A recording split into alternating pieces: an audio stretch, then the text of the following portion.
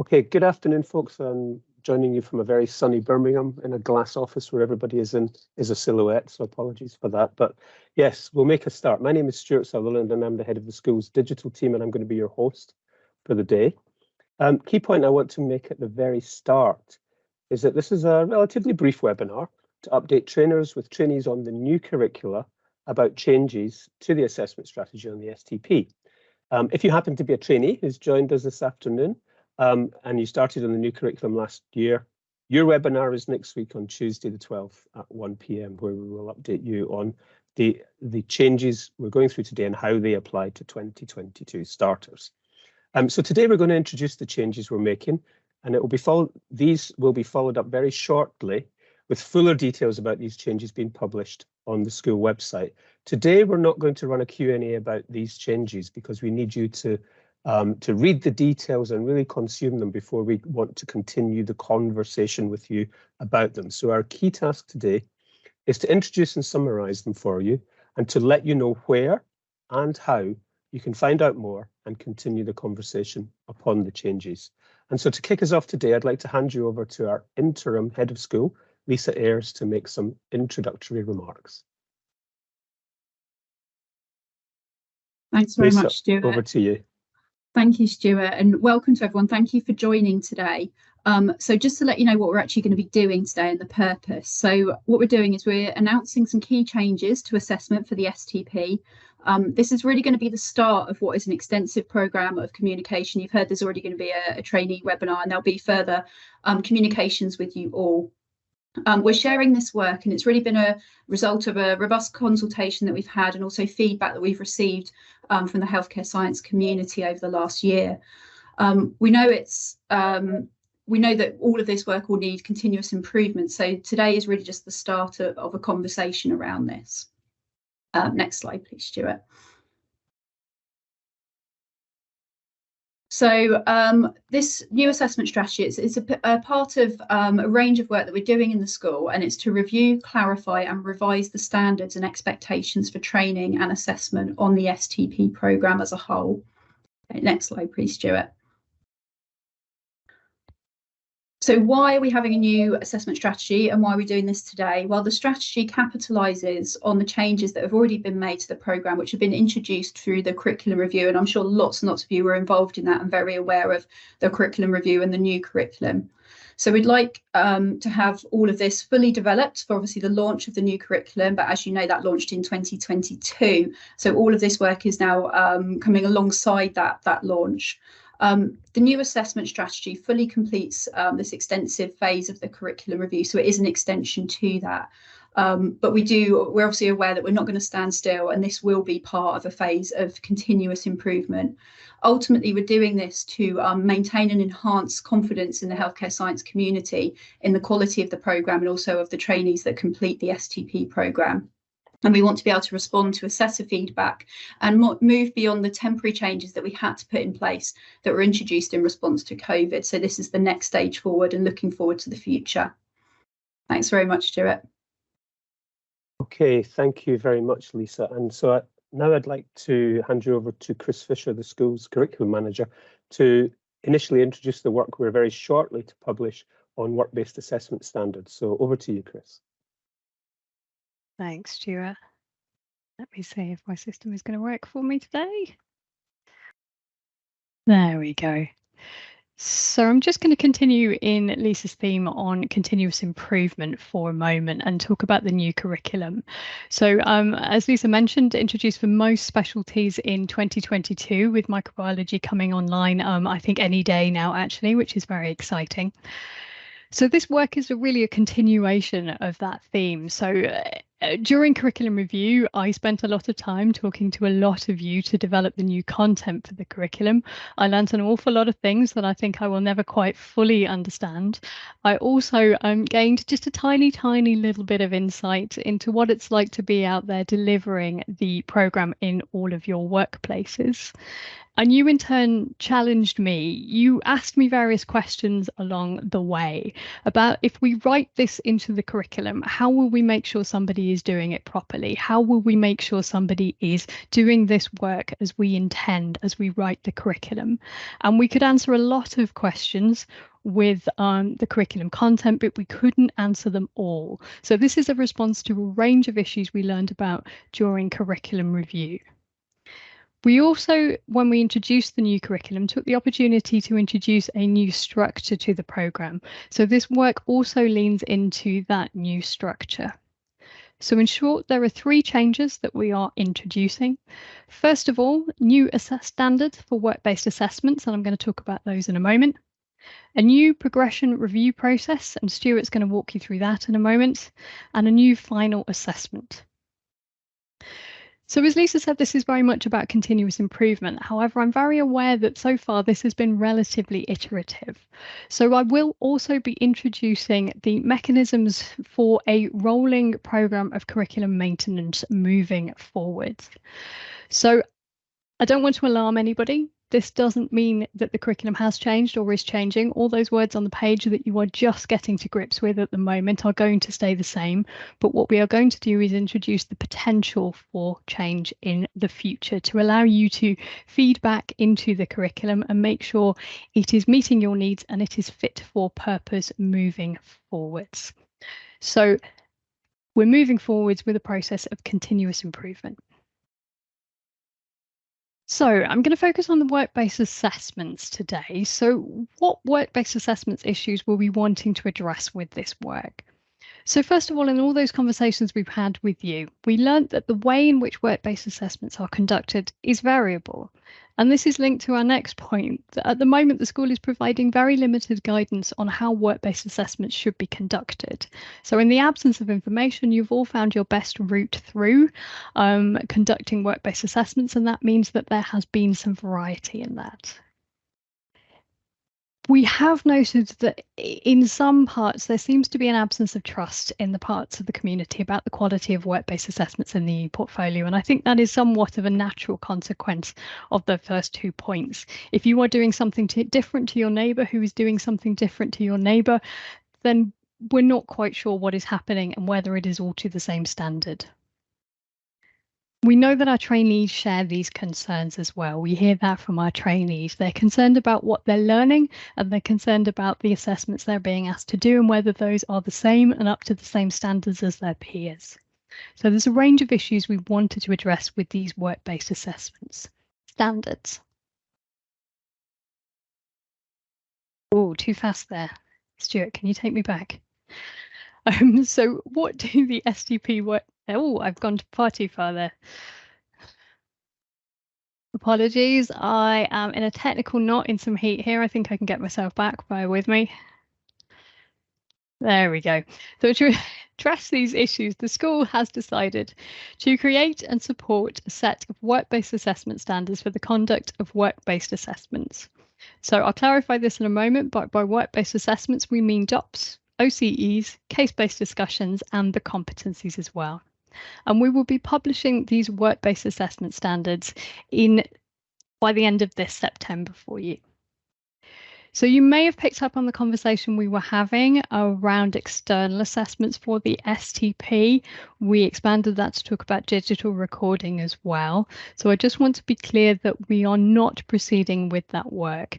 We had an awful lot of incredibly informative conversations around that piece of work, and that has not been redundant. Everything we learnt there has gone forwards into the work-based assessment standards, but we are focusing on this one element moving forwards. So why develop the work-based assessment standards? So we want to assure greater standardisation of assessments in the STP. We want to give you the assurance that the assessment of trainees is meeting common standards and that you can have confidence in the quality of the STP and the trainees who complete it. And the same in respect to trainees, that the assessment of their skills in the department is robust and meets common standards. So I do want to be clear, none of this means that we think you are doing a bad job, very much not so. All of the conversations we've had, we've learnt about incredible practices is going on out there, but this is about correcting our omission. As I say, without any information, you found your own way through this to provide the best quality of training that you can, and we are just coming back to fill that gap. So what do the work-based assessments mean for you as trainers and for trainees as well? So the standards are going to describe what each participant in the assessment is expected to be doing as part of that assessment. We'll be expecting everybody to work to the new STP work-based standards. So from September, we're looking to publish them from the end of September, so working from them from October. The standards are a sharpening and a clarification of the expectations. They're not going to ask you to radically change what we're doing, we hope. We've been talking about this being an evolution, not a revolution, so I don't want anybody to panic. As I say, it's also not about changing the words on the page around curriculum either. So that new curriculum that you are just getting to grips with, all of that stays where it is. You continue with that new curriculum. It is just about how you're going to be working with that new curriculum. So what will each of the work-based assessments contain? So as I say, we're talking about the DOPs, the OCEs, the CBDs, and the competencies here. So what we want to give you is clear definitions and expectations about the purpose of each assessment, how the assessment should be conducted, who can assess, the responsibilities of everybody involved in that, and how the outcome of the assessment should be determined. So this is essentially the who, what, where, why, and when of all of those types of assessments. Again, I just want to reassure you that this is not going to tie you in knots. We do not want to over-specify here. We are not specifying that your assessors should be 5'6.5". We are not telling you that you can only do assessments in months that with a Y in them. It's not specifying to that level. We hope you will be able to continue with these without too much radical change to your practice. So to make sure the standards are followed, we will be publishing the standards for everybody to everybody. So we want to be clear that everybody understands what everybody else is doing in an assessment.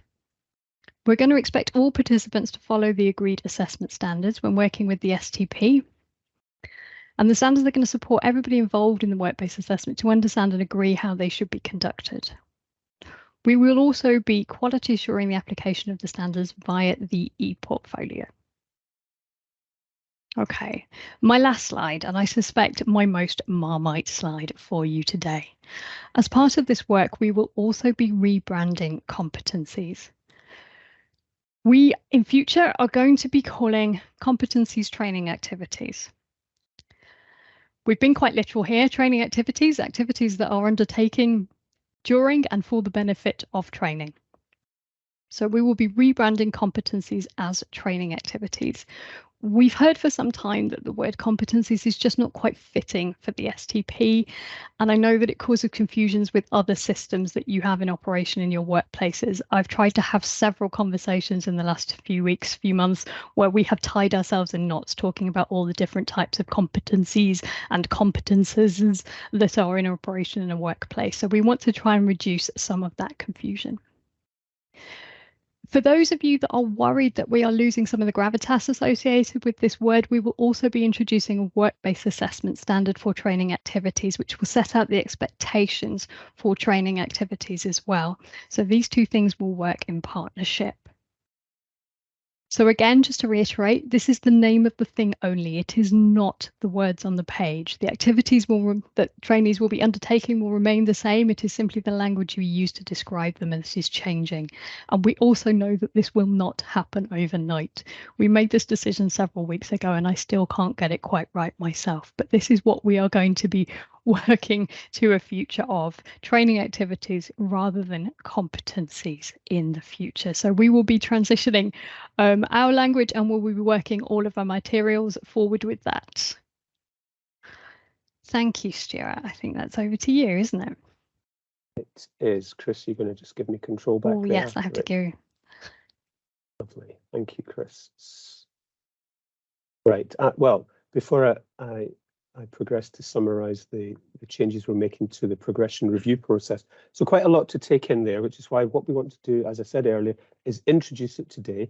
We will engage in conversation with you about this once you have had the chance to really get to grips with the detail, which, as we've said, we will publish on the school website within the next couple of weeks and before the end of September. And that is a similar process to what we will do with progression. So I'm going to summarise the direction that the school has decided to take with our review of progression strategy and process.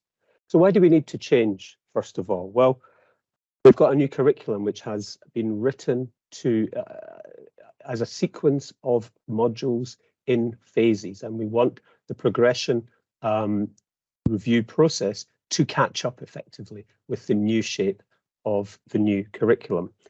Second point there, we at the school are pretty certain that many of you will agree that the current process is cumbersome, and the fact that it's cumbersome means that it takes a lot of time for you and your trainee to get data to us and for us to look at the data, and a lot of time for us to decide where, in fact, the support needs to be directed. It's a cumbersome process, and perhaps that leads into the third point there, which is because it's cumbersome, actually engagement with it has declined in recent years, and we can't sit still around that. It's led actually to reduced support for trainees who may have needed it, and indeed also to trainers and departments. And in fact, a cumbersome process is simply not sustainable with the increasing trainee numbers that are now coming through on the STP. So new curriculum process needs to get better anyway. We need to change. So what will the new review process look like? It's going to be a lighter touch, particularly for you and your trainee, and it's going to be slightly more frequent. The school's going to do the heavy lifting. It's going to be data driven by the school. It's not going to ask all of you to make it, all of you as the trainer and all trainees to fill in a complex and long form.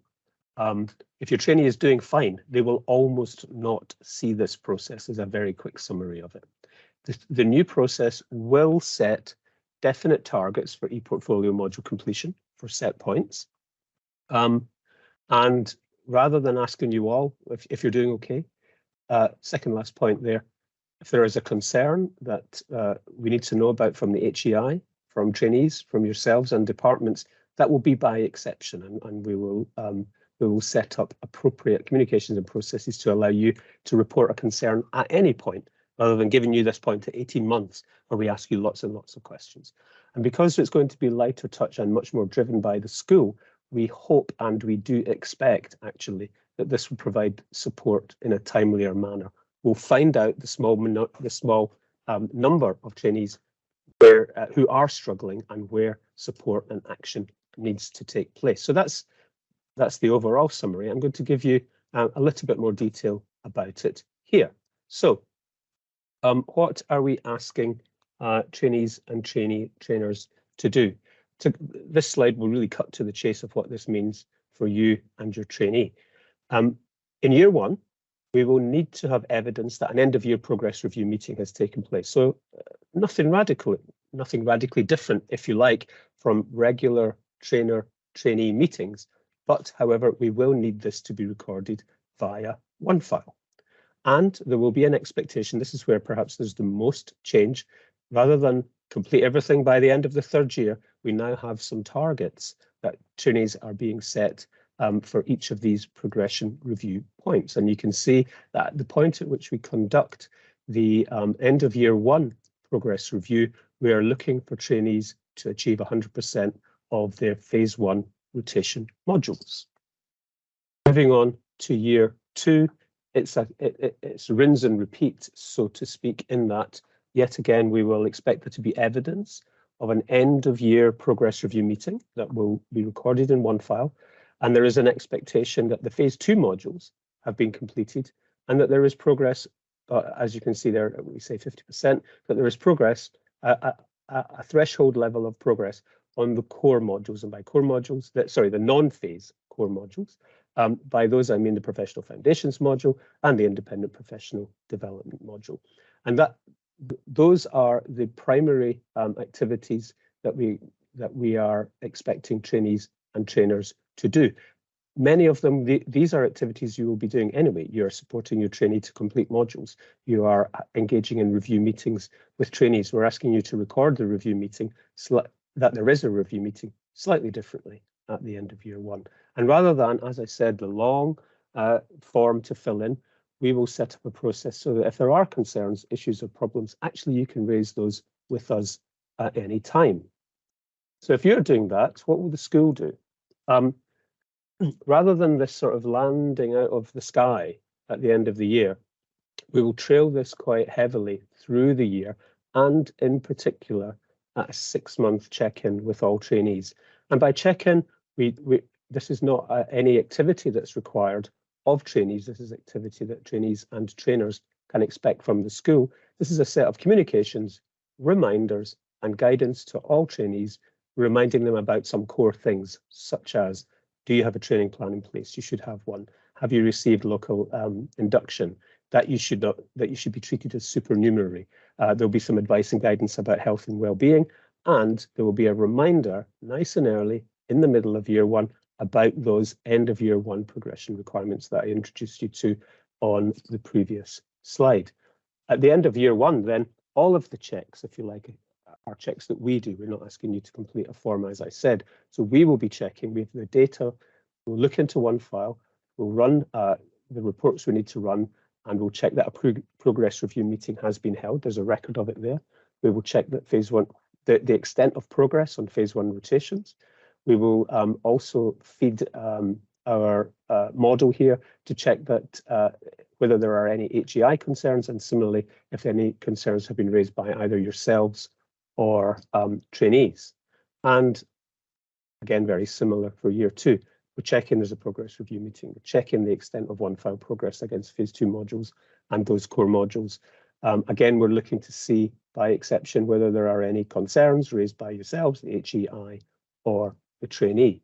Those are the activities we will do based on the activities that in the previous slide I said we would expect trainees and trainers to have conducted. And that can lead to three possible outcomes. We might call them green, amber, red. We might call them 1, 2, 3, as we do currently. If your trainee is making that kind of good progress on one file, and we're not hearing any concerns, and you have conducted a review meeting, the only thing that you will see of the progression review process is effectively an email of commendation after the end of year one, commending the trainee on their progress, perhaps with some advice about year two. If there are some minor concerns, or maybe one of those expectations is not met, I'm not going to go into the if then, this, that, of that at this point. In other words, an outcome two, which I've identified as amber here. Again, progress to the next year, things are going okay, but with a requirement that there is local action to address the small shortfall that the review process has identified. You know, is it that there's a little bit more to be done on one file? Is it that you need to give evidence that that progress review meeting has taken place? And the third outcome, perhaps rather alarmingly in red here, but let's not be alarmed about this, is the outcome whereby we achieve that view, and we think much quicker than MRP, of that 10 to 15% of trainees, which has been historically the trend, where the school will lead some activity to find out how best to support the trainee. This is not about stopping progress. This is primarily about supporting progress so that we can marshal our resources into working with trainers, departments, trainees to see how we support the trainee back on track. There is always the possibility that where all support measures have been exhausted, this is no different from now, that there could be removal from the programme. But there's nothing radical coming in here that is very different to the types of outcomes that we are currently working with. And one point I'd like to make, about which there's no slide here, is that we've actually taken a very careful approach to model the new process using some historical one file data, using some historical MRP data, and we've kind of run it through the new expectations. And actually what we found is that it gives us a very similarly balanced set of outcomes. It gets us to identify that 10 to 15% where we need to take some action to support the trainee, but we think it's going to get us there quicker than MRP. That, in summary, is the new process. A couple of points of summary then. So it's going to require much less trainee and trainer time compared to MRP. It's going to provide trainees with clear progression targets. It's going to require trainees and trainers to work with the phases of the curricula in sequence. And it's going to require you to record a progression review meeting in one file. In working this way, rather than waiting for 18 months to find out what the story is, we feel that what the new process will do is that it will create more opportunities to discover trainees requiring support earlier. That brings me to the end of that high-level summary, really, of the new progression process. And Boota has just joined us. Thanks, Boota. Or you just switched your camera on. Boota, the school's endpoint assessment manager, is going to give us a brief introduction now to where we are taking the final assessment. Boota, are you happy for me to drive the slides? Yes, please. So the first thing I just want to say, we are really at the early stages where we are consulting with you before all of these changes are not being implemented, but these are our initial thoughts based on the feedback we've already received from clinical scientists and professionals and a variety of different voices within the space. Will it be different from IAC? Yes, it will be different from IAC. It will be a final objective assessment. The one thing we are setting a gateway process, i.e. eligibility to join the final assessment. And that eligibility will be focused around a signed declaration between the training officer and the trainee saying, yep, they feel they are adequately prepared to take on the final assessment. We will run the same amount of windows, so a first attempt window, then a resit window. It's there to basically highlight that not everybody finishes their training journey all at the same time. So there'll be slight variability as they come through, though the recommendation is also always complete the one file and complete your academic studies before you get to that point. But this declaration allows us to kind of have that assurity that the trainee and the training officer jointly feel that that individual is prepared to take forward and go into this final objective assessment. It will be a standardized structured professional discussion. It'll be two parts. The first part will be a professional discussion. And the reason it's going to be standardized because we are going to provide banks of standardized questions for assessors to pick from. Now, those questions will be written by the scientists from those specialisms. So we have got a year and 9 months to kind of ask the healthcare science community to write those banks of material. So I will be looking to radiotherapy physicists and the immunologists and the variety of other scientists to write banks of questions. The other part will be a complex case study. So those are effectively a case study that's complex in its nature of something they may face within their practice. It will be a OSCE, a written version of an OSCE or OSFA as you would be used to previously. So it's basically a version of a complex station with multifacets. Now, everything that we are writing will be focused around the HCPC SOPs, the 15 aspects that are required to call yourself a clinical scientist, because ultimately that is what they are completing ultimately in the end of this program. And that is what the final assessment we measured against. That's actually no different to what every other, the OSFA followed that pattern very closely. The IAC went through that same pattern. It is intended to do that, but not as closely related as the OSFA originally did. So this is our opportunity to have this more thorough focus of that link between the HCPC SOPs and the final assessment elements of having a complex case study and a structured professional discussion. We will not require trainees to prepare and submit additional written work ahead of the professional discussion. So there will be no reflective statement element to the new assessment. And we decided that based on feedback from the community and the nature of the new assessment. The demand upon the assessor's time will be substantially reduced as compared with the current IAC, because we recognise it's a extremely busy clinical space, and it's only going to get busier. And the numbers for 2025 for trainees has grown substantively. We will have 500 eligible trainees during that window. We are going to introduce a stepped, rigorous QA process to ensure the standards are applied consistently. So there will be a change in the nature of the panels. So there will be members that are assessors, then we will appoint a lead assessor who will then quality review and help standardize the outcomes of panel decisions. Now, we will get more into the detail of that once we've done some thorough consultation with the appropriate healthcare scientists, particularly training officers, station writers, lead station writers. Voices will be welcomed, and we are going to start that focused discussion. We will aim to provide trainees, trainers, and assessors with further detail about the new final assessment at the November collaborative.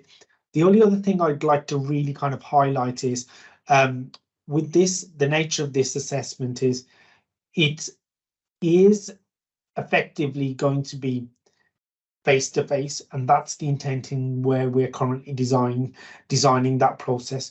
And I think that there's a number and variety of reasons why we've gone back to a face-to-face approach.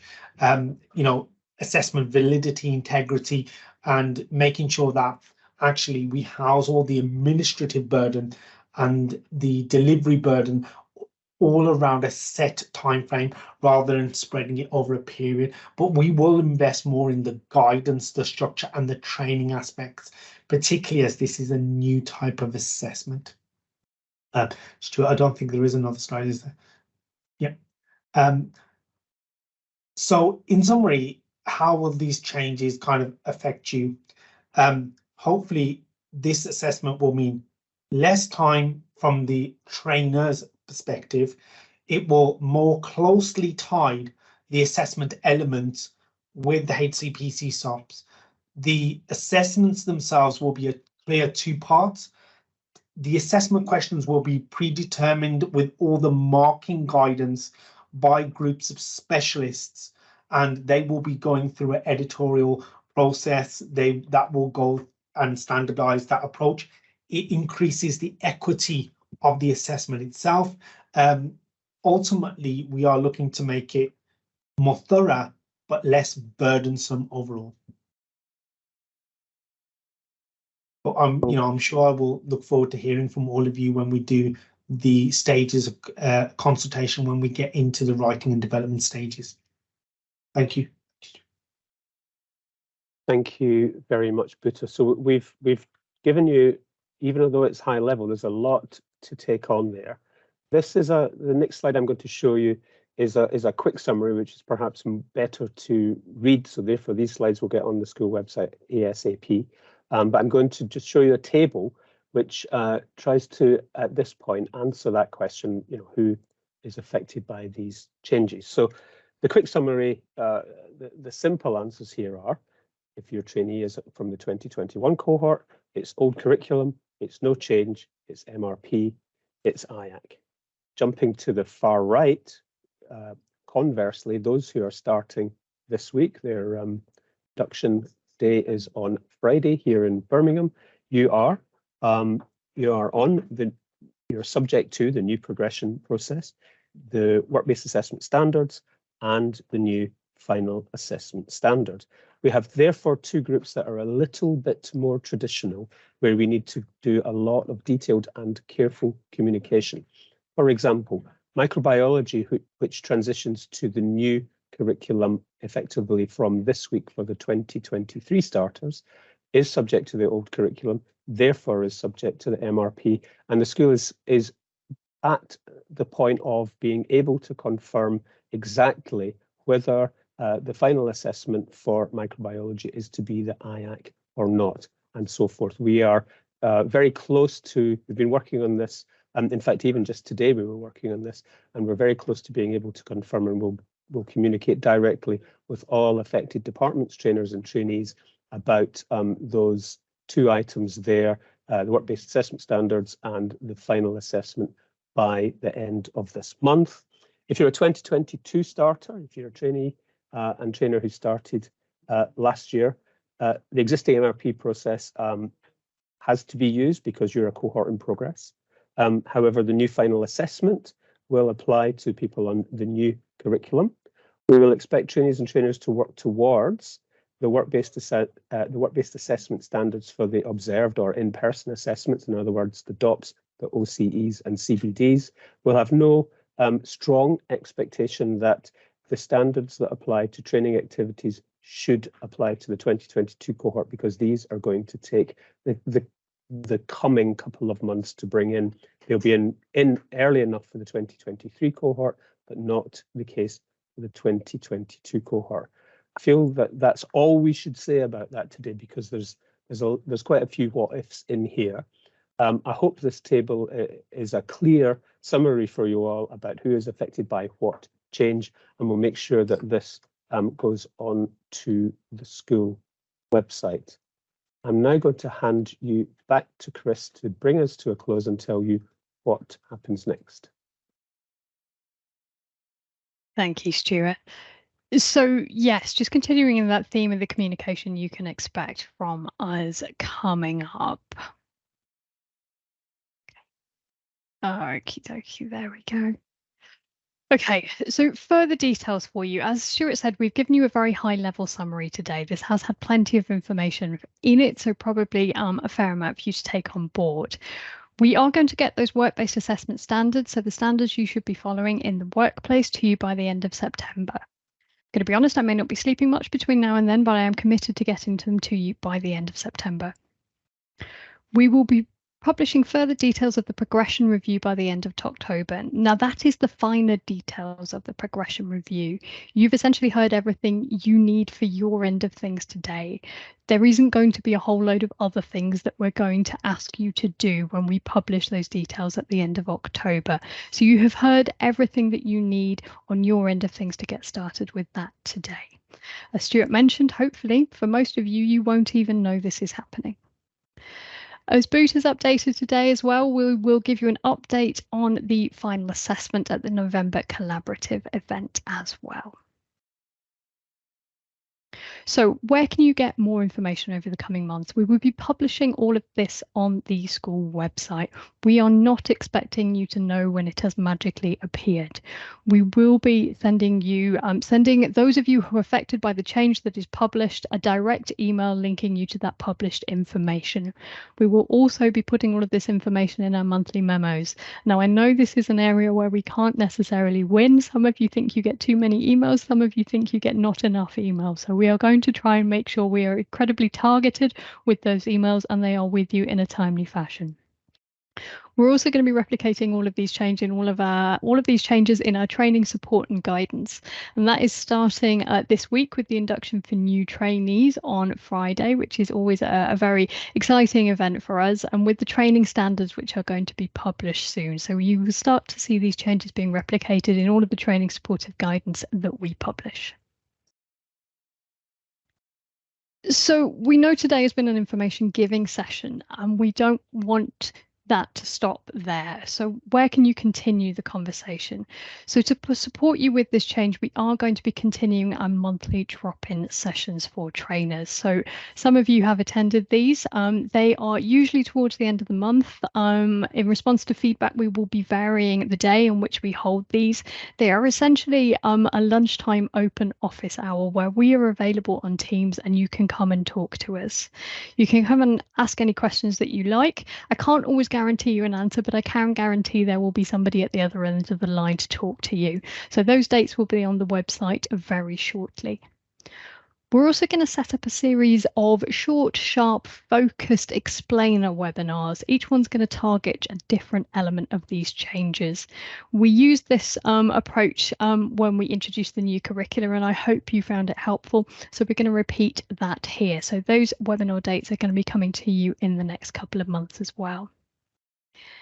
We're also going to regroup the steering groups over the next couple of months as well. So if you've already been involved in a steering group for progression with work-based assessments, we're going to get you back together in the next couple of months. You should have a date already in your diary to see how this has gone from you after the launch. I nearly said lunch there, but that may be a Freudian slip. So all that remains is for me to say thank you to you all for joining us today. I would love to think you are all in a lovely air-conditioned office today, but I suspect that may not be the case for many of you, so we have tried to keep it as short as we can. I also want to say a huge thank you to everybody that has engaged in the conversation with us over a period of time. We haven't always ended up where we thought we might in response to those conversations, but they have all been incredibly helpful and informative.